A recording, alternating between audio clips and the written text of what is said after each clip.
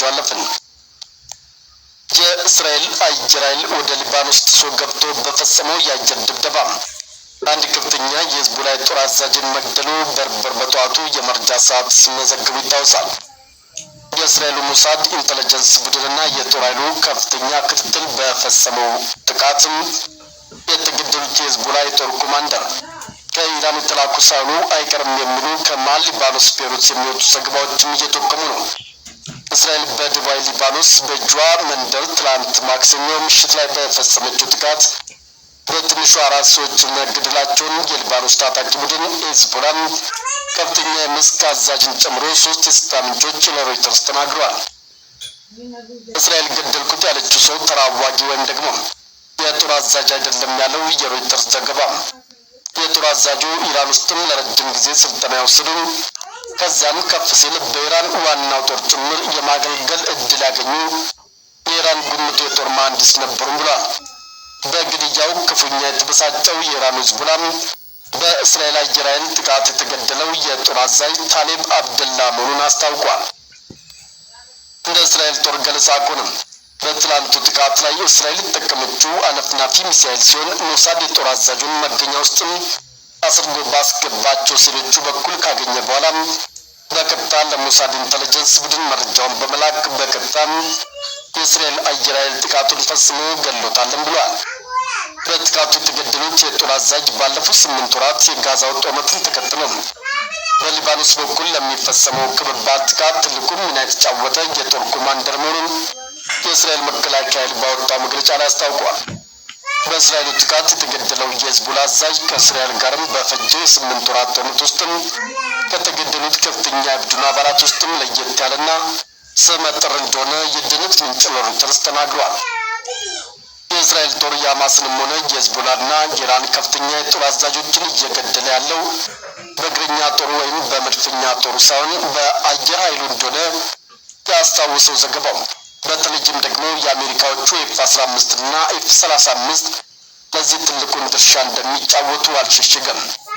ይህንን ጠንቅቆ ያወቀው ዋናው የኢራን ጦርም ባለፉት 2 ወራት ውስጥም ትልቅ ኢላማ ያደረገው አሜሪካ ሰራሾቹ የፍትዋግ ጄቶች የሚገኙባቸውን ድብቅ እና ግልጽ የሆኑ የእስራኤል የጦር ሰፈር አየር ኃይልን ማጥቃት ላይ ነው።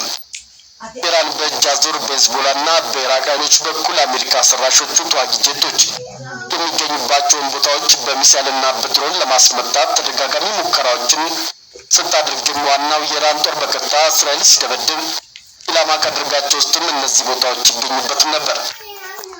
ይህንን ተከትሎ የኢራን ጦር እስራኤል ላይ ከ300 በላይ ሚሳይልና ድሮን ሲያዘም በቀጥታ የመታው የጄት ተዋጊ ጄት መገኛ የሆነውን ሚስጥራዊ የእስራኤል አየር ኃይልን ነበር። በወቅቱም የመረጃ ምንጮች እንደዘገቡት ቢያንስ 15 የኢራን ሚሳይሎች የእስራኤልን ስትራቴጂካዊ አየር ማረፊያን መጥተዋል።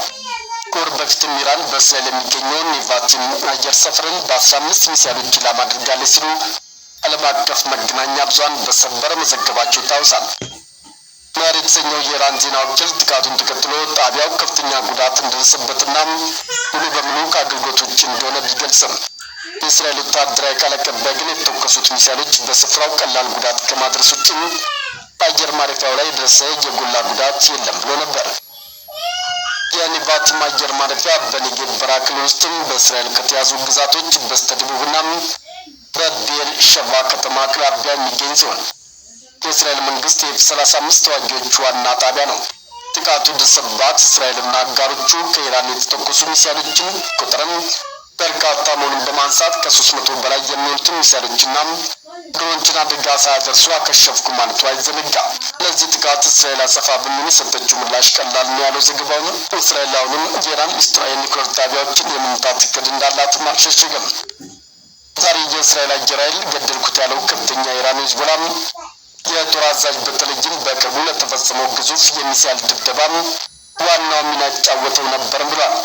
ከሰሞኑ ሂዝቦላ ፈላቅ 2 የተባለ ከዚህ በፊት ታይቶ የማይታወቅ መሳሪያ ተጠቅሞ የእስራኤል ሚስጥራዊ ጦር ሰፈር ነው የደበደበው። በትላንት በስቲያ በሰበር ይፋ በሆነው በዚህ ጥቃትም የደህንነት ምንጭ ለሮይተርስ እንደተናገሩት ሂዝቦላ ይህንን አይነት የሮኬት ሲስተም ሲጠቀም ይህ ለመጀመሪያ ጊዜ ነው ማለታቸው ይታወቃል።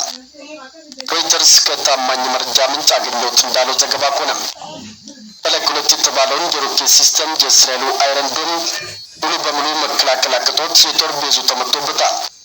ሂዝቦላ ጥቃቱን የፈጸምኩት የእስራኤል አየር ኃይል በአሜሪካ ሰራሾቹ የተዋጊ ጀቶች በደቡባዊ ሊባኖስ አይታሩን ከተማ ዳርቻ ላይ ለፈጸመው የአየር ድብደባ አጸፋ ነው ብሏል። እንደ ዘገባው ከሆነ የኢራኑ ሂዝቦላ የጥቃት ኢላማው ያደረገውን የእስራኤልን ሰማይ ከጥቃት የሚከላከለው አይረንዶም ማከማቻ የሆነ ቦታ ነው።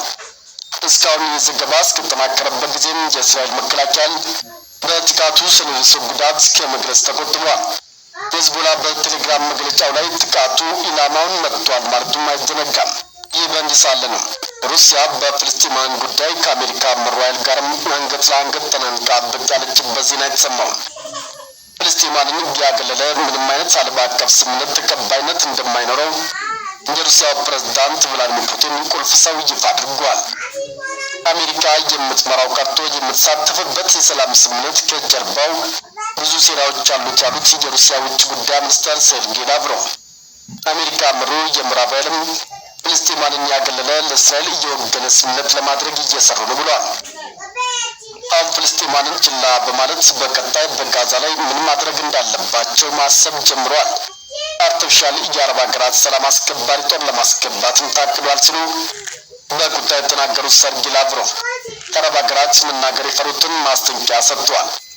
ሩሲያ በቀጥታ ባትናገረውም የአረብ ሀገራት የፍልስጤም ሕዝብን ከጀርባ እየወጉ ያሉ ሀገራትን ወየውላችሁ ብላለች። ከአሜሪካ ጋር በመሆን ፍልስጤማውያን ላይ እያሴሩ ነው ከሚባሉት ውስጥም ሳውዲ አረቢያና ግብጽ ግንባር ቀደም ሆኗል። የፑቲን ቀኝ እጅ የሚባሉ ሴርጌይ ላቭሮቭ በከፍተኛ ቁጭት ፍልስጤማውያን ራሳቸው አንድነት እንደሚጎላቸው ተናግሯል። ፍልስጤማውያን ራሳቸው አሁንም በተለያዩ የውጭ ስፖንሰሮች ላይ ጥገኛው ነው አንድነትን የሌላቸው ናቸው ብሏል። ሴርጌይ ላቭሮቭ ይህንን ሲሉ ፕሬዝዳንት ቭላዲሚር ፑቲን ካስፈለገን ጦራችንን ጋዛ እናስገባለን ካሉት የቱርኩ መሪ ረሲፕ ጣይብ ኤርዶጋን ጋርም በቀጣይ ወር አዘርባይጃን እንደሚገናኙም ታውቋል። ከዚህ በተጨማሪም የሩሲያ መንግስት የሚያስተዳድረው ታስ ዜና ወኪልም ሩሲያ በጋዛ የሚገኙ ዜጎቿን ለማስወጣት ልዩ ተልዕኮ ሊፈጽም መሆኑን አሳውቋል። ከወራት ቀደም ብሎ ሩሲያ ጋዛ ውስጥም በግብጽ በኩል አንድ ለየት ያለ ኦፕሬሽን ስለመፈጸሟ መዘገቡ ይታወሳል። ከወራት በፊት ቭላዲሚር ፑቲን ሩሲያኑ ከጋዛ እንዳይወጡም የሚል ማንኛውንም ኃይል ሩሲያ ላይ ጦርነት እንደማወጅ ይቆጠራል የሚል አቋም በመልእክተኛቸው በኩልም አሰምተው የእስራኤል ጦር ከባድ ነገር አከናንቦት ነበር።